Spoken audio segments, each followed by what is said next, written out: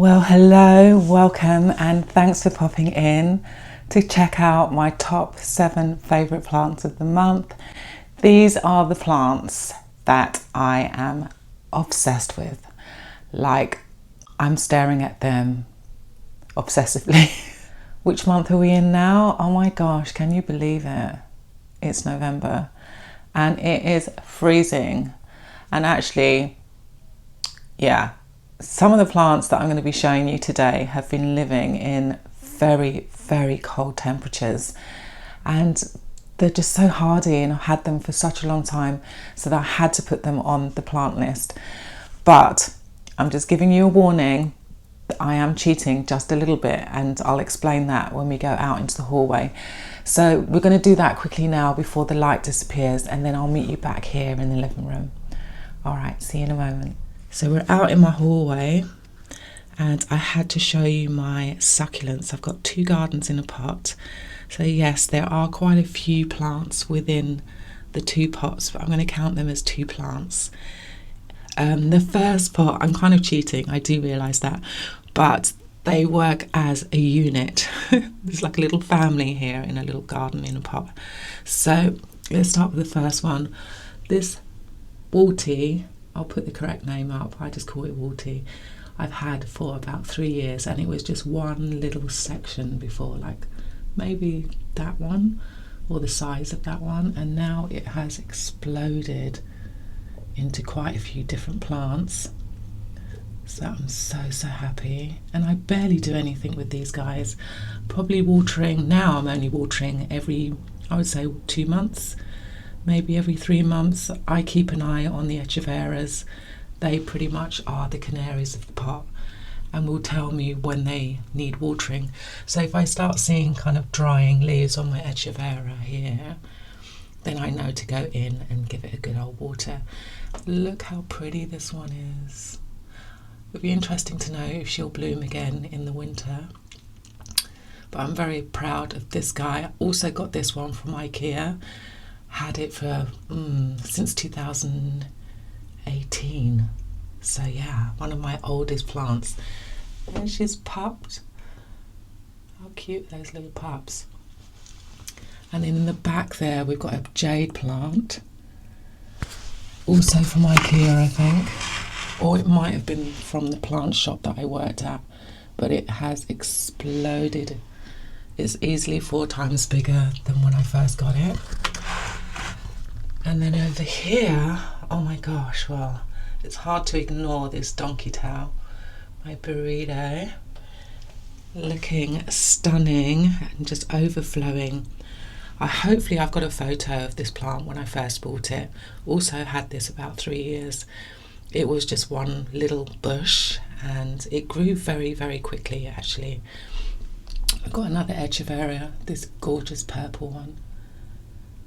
I think I definitely got that one from the plant shop I worked at. This long plant, the tall one in the back, is called an African milk plant, and I actually got that from the pound shop, if you can believe it, and it was tiny. I bought 2, there's 2 in there actually, and yeah, £1 each. Bargain. Got a jade plant right there, probably the hardest out of all of the plants in that pot, the one that I struggled with the most, and definitely the slowest growing, but doing okay. And then lastly we've got another echeveria, which actually just started with just this kind of size and has exploded into multiple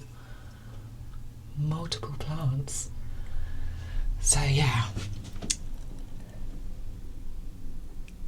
one of my all-time favourites, especially during the winter. It's one of those that I don't have to worry about. So I think I did kind of say the hallway does get very cold. It's about 10 centigrade out here. On like at night kind of thing, it can get really, really cold. So yeah, that's dudes. Okay, so you can see I have cheated just a little bit. 2 plants, well, 2 gardens in a pot, so I'm going to count those as 2 plants because I just water them as one plant, and they live as a unit. I couldn't imagine growing them individually. I do have some plants behind the camera that I want to show you, and then I have some right here.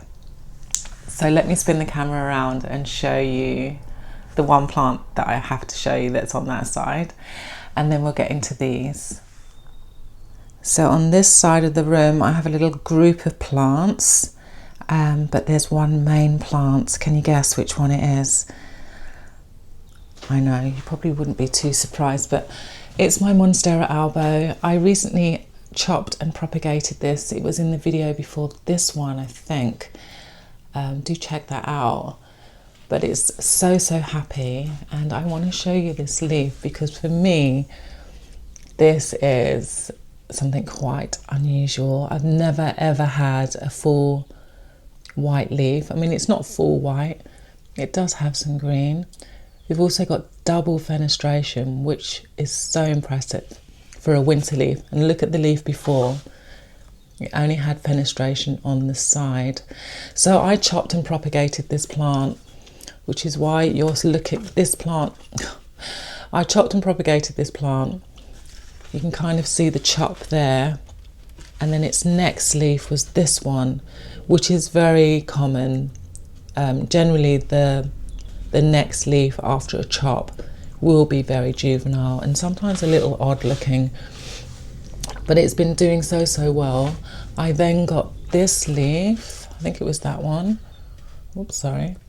So again, just fenestration on the one side, and then came this one with just fenestration on the one side, but gorgeous leaf, a stunner. And then this little white one with double fenestration. I'm so impressed. That is a winter leaf. It's cold, it's dark, and it produced this leaf. Now, I don't know entirely why it's as white as it is. I am a little concerned, but I will kind of explain how I take care of my Monstera albo to keep that whiteness on the leaves. I actually do have a video where I do kind of go more in depth on how you can keep the whiteness on the leaves of your Monstera albo. So as you can see, like all the leaves are doing very well. There's barely any browning. In fact, I don't think there's any browning. But yeah, had to do this one. Very proud mama moment. Okay, yeah, so the Monstera albo with that new leaf, I had to go there. Of course, I'm checking that plant every day. I'm checking to see whether that beautiful white leaf is going to go brown. I really, fingers crossed, that won't happen. So when I water my Monstera albos, I use silica in the water. And I do have a separate video on just my Monstera albos. So if you want to know a little bit more about that, maybe I'll put a card up or just go and check out that video. I also balance the pH of the water. They do get fussed over quite a bit actually. Firstly, in the summer, in fact I should still be doing it in the winter, but in the summer I take them into my shower. All of my Monstera albos, I've got another one here which I'll show you just now.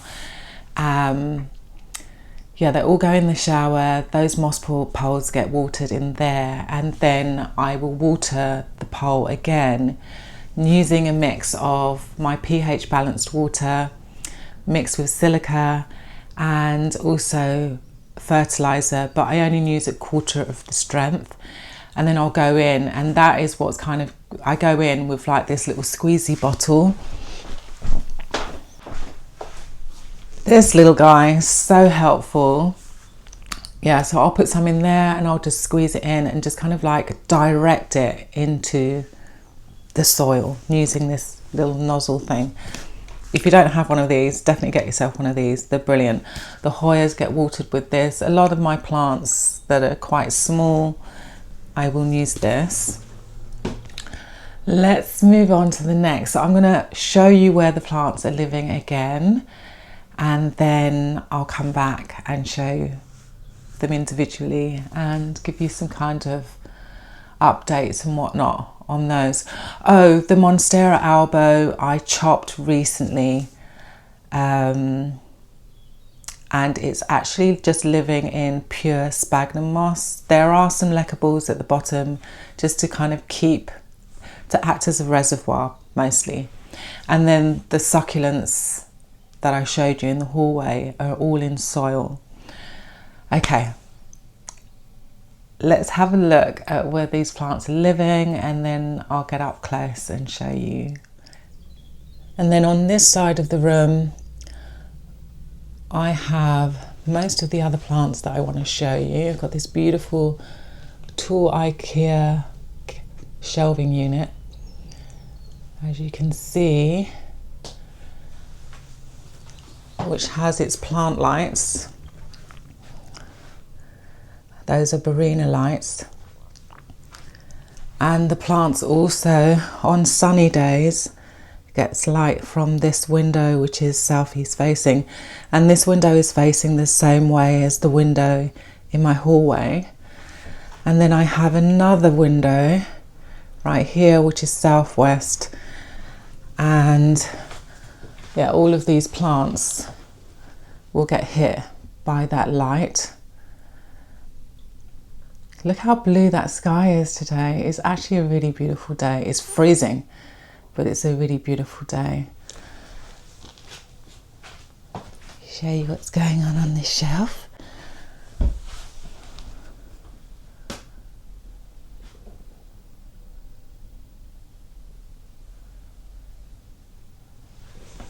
Really pretty. And then over here I have more Barina lights up on the ceiling and on the shelves. I will actually do a video on just my lights in another video. Let me know if you would be interested in seeing that. Got some plants there in the corner, and the 3-bulbed light here is Sansi, the Sansi bulbs. The winter they're just kind of tolerating and surviving mostly on the plant lights. Okay, let me grab some of these plants. But yeah, I just kind of wanted to show you where most of them are living. And I'm really pleased with the little setup. Right, so I don't know if you spied this plant when I panned the little planty area, but this is my Anthurium forgetii. I've had this now for 2.5, maybe 3 years. I'm going to have to put some times up. I got it as a very, very tiny little cutting, and I've actually propagated this plant into about 5 plants. I've given some away. I don't think I sold any. Yeah, I gave 2 away. I have 2, and the one I actually had to throw in the dustbin because it got thrips quite badly. But let me get closer and show you these gorgeous new leaves. So this is its latest new leaf, which I'm just so proud at the size of that. The leaf itself is so thick as well. It's really quite impressive plant. And I just love the little teardrop. Absolutely gorgeous. So, so pretty. And the other thing I really wanted to show you is the moss inside the pot is fully alive. You can see it's growing and it looks just so whimsical and cute. Little forest going on in there. I do need to top it up because you can see the roots are just growing. But yeah, I recently took this out of the propagation bin. It's been living in there. As soon as I found out that I had thrips in the house, this and amongst some other plants went straight into a propagation bin just to kind of keep them, you know, happy and healthy. But the other thing I do want to say is that this plant doesn't seem to like the humidity of my home. Today the humidity is 67, which is, I mean, it's decent. All the other plants are quite happy with that. I'm not sure how happy this plant is going to be. it does like high humidity. So I'll be keeping an eye on this, but I'm really pleased to get it out of the propagation bin. I think it's going to appreciate the temperatures at least. I am keeping the temperatures quite low. Today, at the moment, it's 17 centigrade in here, which is bearable for myself. It has gone a little lower during the night, but I have a heater that will kick in if it goes anything below kind of like 13. I think last night, it was very cold last night. We were like -1. It's just crazy. I mean, we're in November. I actually can't believe how swiftly the winter moved in. Anyway, I want to stop waffling on about how I'm hating the winter. I really don't like winter. But one last look. So cute.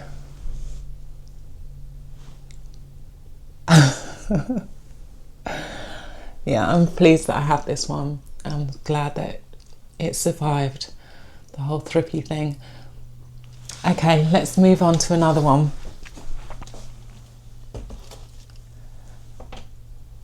Oh, should I do another? No, I won't do another anthurium. The next anthurium is actually really big, so I'm going to have to adjust the camera and stuff. So I'm going to stick to the small ones. Next is my Hoya Polyneura Bougette. And I got this as a 2-leaf cutting.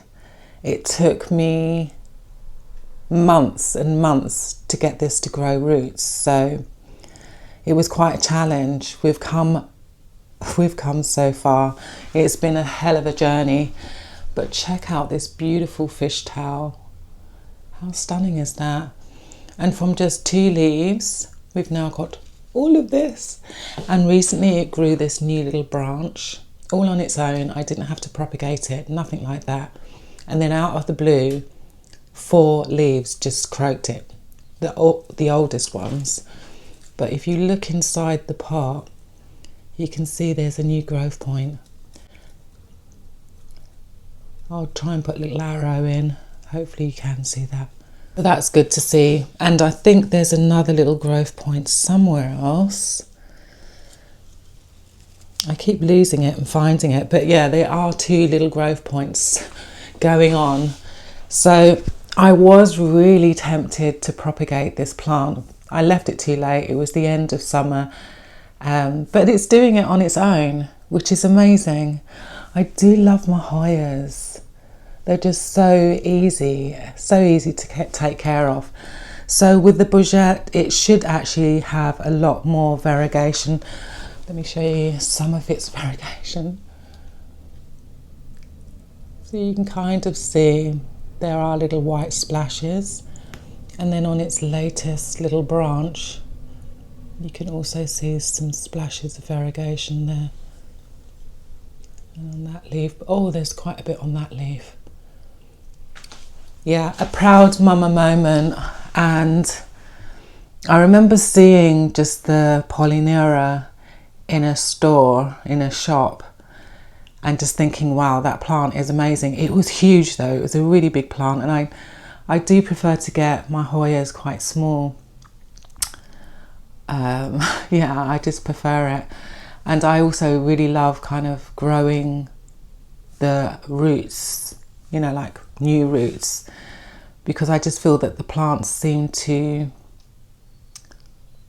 just live a little longer when I do that. Like when everything is kind of done within my home, with my humidity, my temperatures, and my kind of like watering habits and all of those things, growing new roots kind of works within my favour.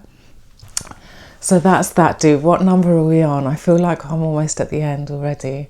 It's quite sad. I've got so many beautiful plants that I want to show you, but I had to keep it to 7 because that's my lucky number. But yeah, that's that, dude.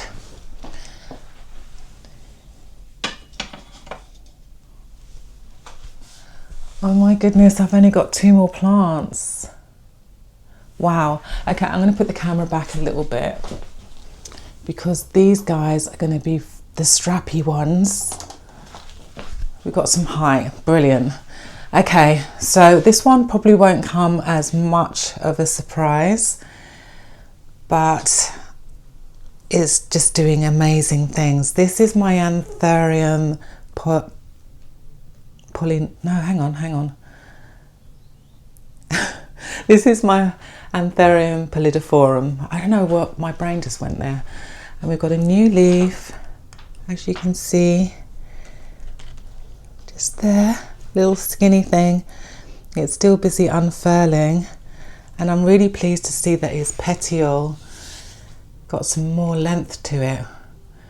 And the longer the petiole is, the clearer indication of how long the leaf is going to get.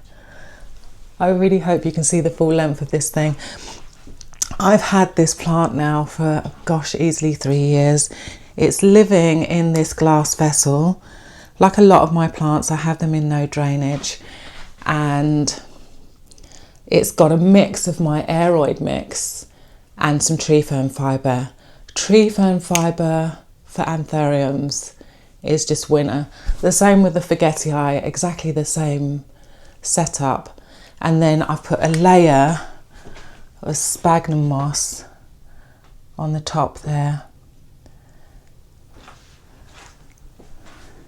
And it just loves this setup. Now that we're in the winter, I'm probably watering this plant maybe every 10 days, to be honest. I have pretty much been trying not to be a helicopter mum. Oh, I just don't want to drop it.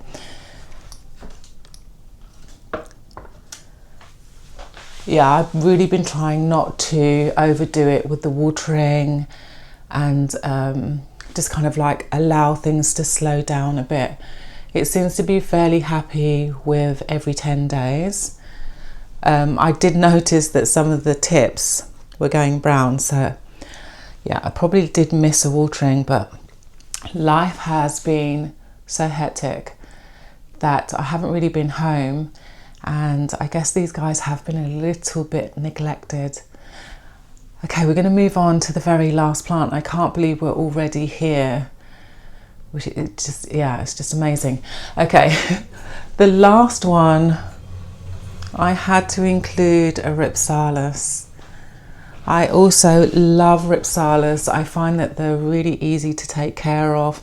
I'm watering this plant once a month in the summer, so in the winter, again, I'm really trying not to go too crazy. I did water this plant yesterday. Now, I did a video fairly recently where I noticed some of the branches, or whatever these things are called, were kind of browning and falling, croaking it. And then I unpacked the plant and found that it had no roots, nothing. So the one thing that I'm constantly staring at is this impressive